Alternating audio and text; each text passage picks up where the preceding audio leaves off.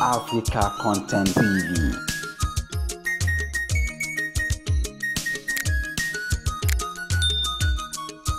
Go. Allahumma amin. Allahumma èyí tá a fẹ́ ní k'Olúwa mi fẹ́. Allahumma èyí tá ò fẹ́ ó má fi ṣàdánwò.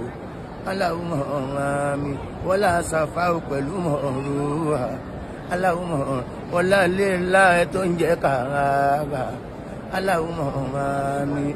Ẹ̀yin olólùfẹ́ wa, ẹ̀yin èèyàn wa, mo fẹ́ fi àsìkò yìí dúpẹ́ lọ́wọ́ yín fún ti àdótì ti Alhaji Abdulwasiu Alabi Ajibola Pasuma Ọdẹ́tọ́lá tí màmá wọn tí wọ́n fi ayé lẹ̀. Gbogbo ẹ̀yin tẹ́ dó tì wá àdúgbò fún yín o. Ọlọ́run bá jẹ́ kí gbogbo àgbẹ̀yìn arúgbó wa. Àwa náà máa dàgbà máa dògbò, ọmọ máa gbẹ̀yìn wa. Àìsílẹ̀ títí wa náà ní ìjẹ́ ká ṣe pé ní kàwá ń bẹ̀ nítorí pé ìyá gbogbo wa ní Alhaji Abdulwasiu Alabi Ajibola. Ọlọ́run á túbọ̀ rọ̀ yín lọ́kàn.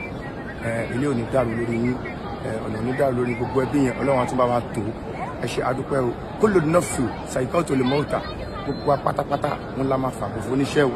Gbogbo wa pátápátá kò sẹ́ni tí ò ní kú. Ìgbẹ̀yìn gbogbo wa Ọlọ́run jẹ́ kó dáa. Kalimatu shahada ní Ọlọ́run jẹ́ kí ikú yẹn kó ká mọ́ alẹ́ nu kó tó bá máa pa wá. Alhaji Abdulwasiu Ajibola àti gbogbo ẹbí tó kù wọn ni ká dúpẹ́ lọ́wọ́ yín.